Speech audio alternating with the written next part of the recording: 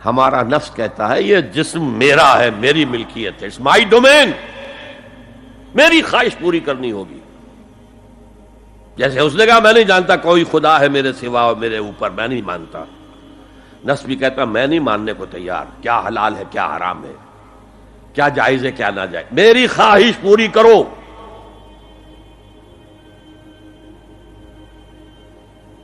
اس کے خلاف جہاد، یہ پہلی منزل کا جہاد ہے. اور آپ کو معلوم ہے 3 منزلہ عمارت ہے تو بلند ترین تو ہے تیسری منزل، اہم ترین ہے پہلی منزل. پہلی منزل بنے گی تو دوسری بنے گی، دوسری ہوگی تو تیسری بنے گی نا. پہلی منزل یہ ہے اور اہم ترین یہ ہے. اسی لیے مولانا روم نے کہا نفس ماں ہم کم طرز فرعون نیست، میرا نفس بھی فرعون سے کم نہیں ہے، لیکن ایراعون نیست، اس کے پاس لاؤ لشکر تھا. اس نے زبان سے بھی کہہ دیا تھا انا ربکم الاعلی، میں ہوں خدا. میرا نفس بیچارہ اس کے پاس کوئی لاؤ لشکر نہیں، زبان سے تو یہ کچھ نہیں کہتا، اندر یہی کہتا میں بادشاہ ہوں اس وجود کا، میری مرضی پوری ہو. تو اسٹرگل اگینسٹ دس بیسر سیلف، ایک سیلف ہے اونچی سیلف، خودی، انا، ایگو، اور ایک ہے یہ بیسر سیلف، ہماری جبلتیں جو اندھی بہری ہیں، جو حلال اور حرام سے انہیں کوئی غرض نہیں، ان کے خلاف جہاد کرنا. آپ نے فرمایا صلی اللہ علیہ وسلم المجاہد من جاہد نفسہ، اصل مجاہد وہ ہے جو اپنے نفس کے خلاف جہاد کر سکے. تمہارے اندر یہ دشمن تو بیٹھا ہوا ہے، تکڑا ہے، تمہیں کنٹرول کر رہا، چلے آؤ باہر کے دشمنوں سے جہاد کرنے کے لیے. تم نے ٹانگے کو گھوڑے کے آگے باندھ دیا. اور ایک دفعہ حضور سے پوچھا گیا ای الجہاد افضل یا رسول اللہ، اے اللہ کے رسول سب سے افضل جہاد کون سا ہے؟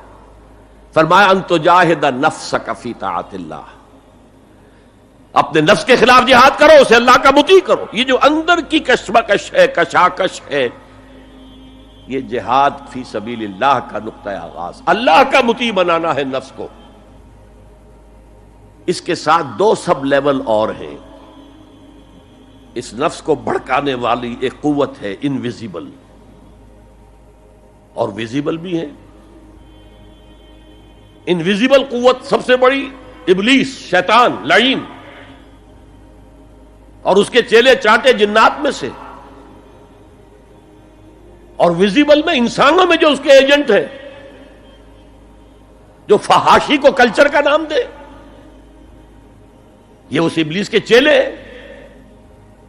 ان کے خلاف جہاد نہیں کریں گے آپ. اگر آپ ان کے خلاف ایگریسو ایٹیٹیوڈ اختیار نہیں کریں گے تو آپ ان کے دباؤ میں آ جائیں گے. ان الشیطان لکم عدوا فاتخذوہ عدوا، اے لوگوں یہ شیطان تمہارا دشمن ہے، اس کو اپنا دشمن سمجھو.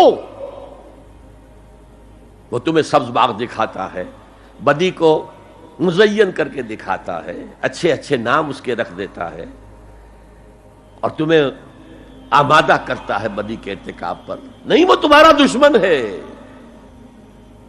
افتتخذونہ وذریتہ اولیاء من دونی، تم مجھے چھوڑ کر اسے اور اس کے چیلے چانٹوں کو تم اپنا دوست بناتے ہو. نہیں، شیطان کے خلاف جنگ کرو.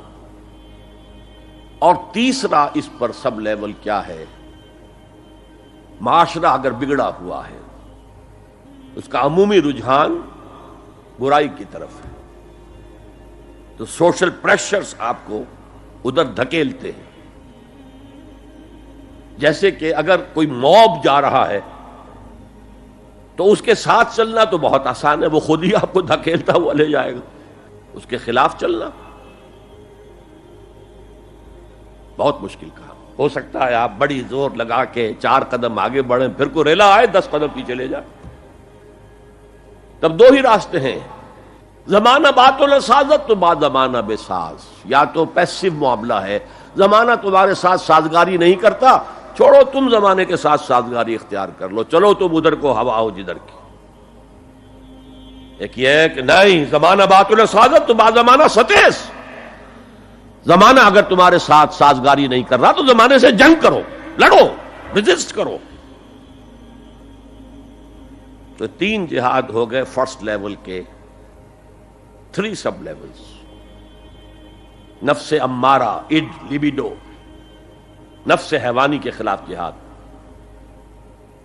اس کو بھڑکانے والے، وسوسہ اندازی کرنے والے، اس میں پھونکے مارنے والے، شیطان اور اس کی ذریت مانوی اور ذریت نسلی، جنات اور انسانوں میں جو اس کے ایجنٹ ہیں، ان کے خلاف جہاد، معاشرے کے خلاف ایک اسٹرگل۔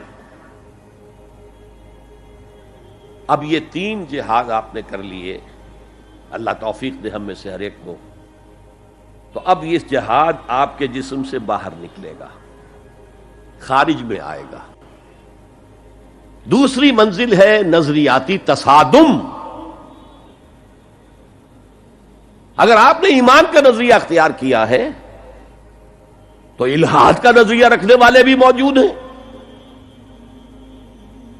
آپ نے توحید کے نظریے کو اختیار کیا ہے تو مشرکانہ عقائد رکھنے والے بھی موجود ہیں۔